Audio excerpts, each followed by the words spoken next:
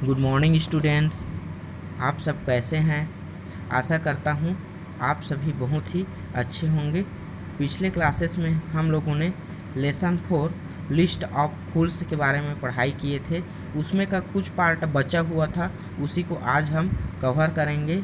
ठीक है, तो आपने देखा था पिछले वीडियो में कि इम्परर अकबर ने बीरबल को मूर्खों की लिस्ट है ना जी, लिस्ट ऑफ फूल्स प्रिपेयर करने की जिम्मेदारी दी थी। और उसी बीच में क्या होता है कि एक हॉर्स ट्रेडर आता है ना जी, राजा के दरबार में, अकबर के दरबार में, और वह बहुत सारा हॉर्स का ब्रीड लाया हुआ रहता है। तो जो इम्परर अकबर हैं वह सारे ब्रीड्स को बहुत ही अत्यधिक दाम में ख़रीद लेते हैं, है ना। ये सारा एक्टिविटी अकबर देखता रहता है। तो उन्होंने जो लिस्ट ऑफ फूल है उसमें सबसे पहला नाम किसका रखते हैं? अकबर का रखते हैं, है ना जी।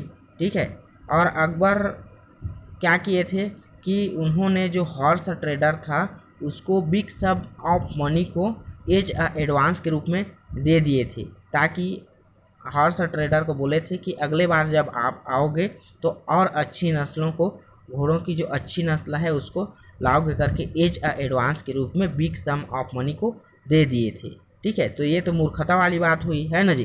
क्या पता जो हॉर्स ट्रेडर है वह फिर से वापस आएगा या नहीं, है ना।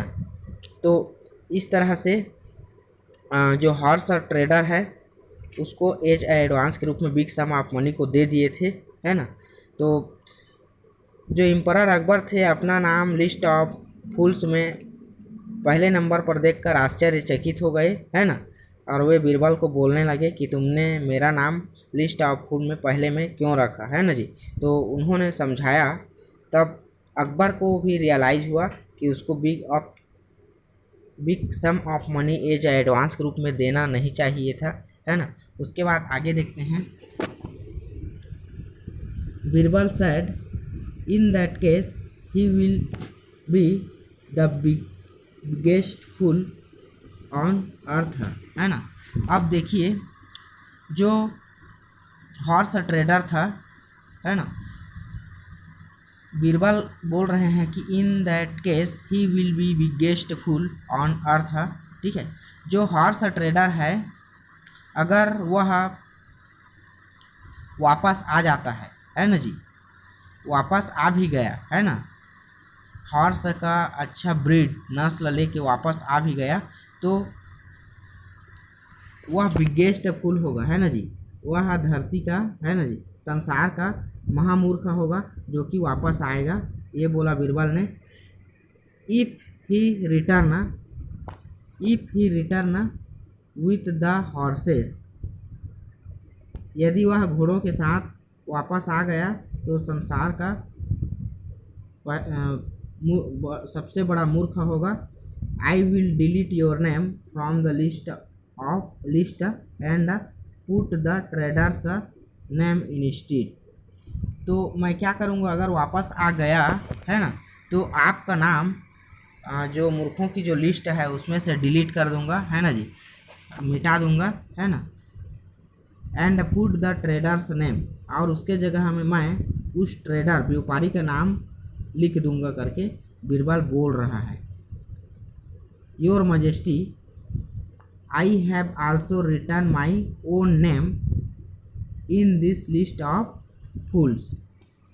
साथ ही साथ क्या बोल रहे हैं, बीरबल बोल रहे हैं कि महामहिम, आई have also written my own name, महामहिम मैं खुद अपना नाम इसमें, माई ओन नेम मतलब स्वयं का नाम, इस मूर्खों की जो सूची है लिस्ट ऑफ फूल्स है उसमें लिखा हुआ है। ये बोल रहे हैं, बीरबल बोल रहे हैं इम्परर अकबर से। सरप्राइज्ड अकबर, अब अकबर आश्चर्यचकित हो जाते हैं।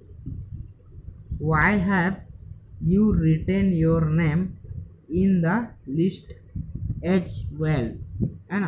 तो अब अकबर आश्चर्यचकित होकर कहते हैं, why have you written your name in the list as well, कि तुमने अपना नाम कैसे लिखा है ना जी, क्यों लिखे हो अपना नाम इस लिस्ट में।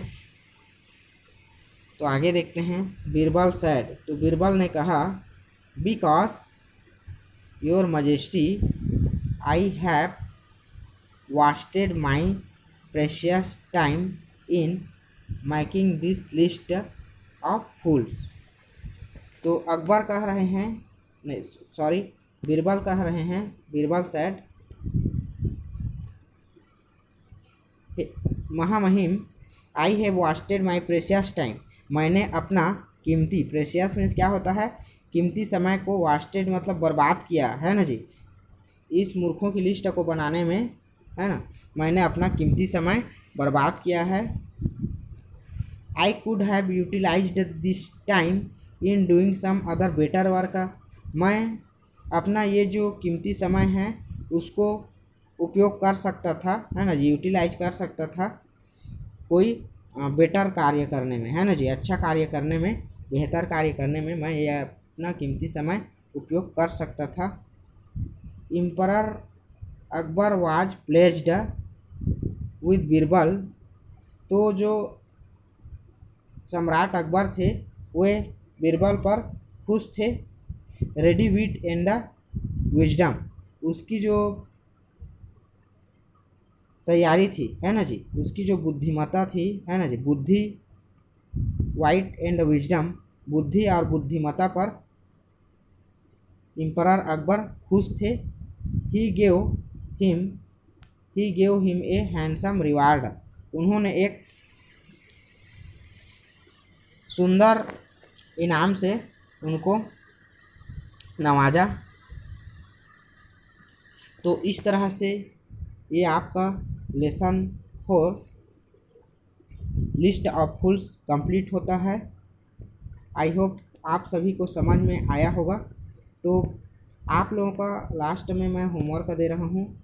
आप लोगों का होमवर्क है, पिछले क्लासेस में आप सभी को रीडिंग स्किल के लिए बोला गया था, है ना, एक एक वर्ड को पढ़ के आप लोगों को मीनिंग निकालने की कोशिश करना है, ठीक है, एक एक वर्ड को पढ़ना है, MAKING मैकिंग, है ना, THIS, इस तरह से पढ़ना है और आप लोगों को मीनिंग भी निकालना है जी, है ना, उसका अर्थ निकालने की भी कोशिश करना है, ठीक है। तो आई होप आप सब समझ गए होंगे। Thank you.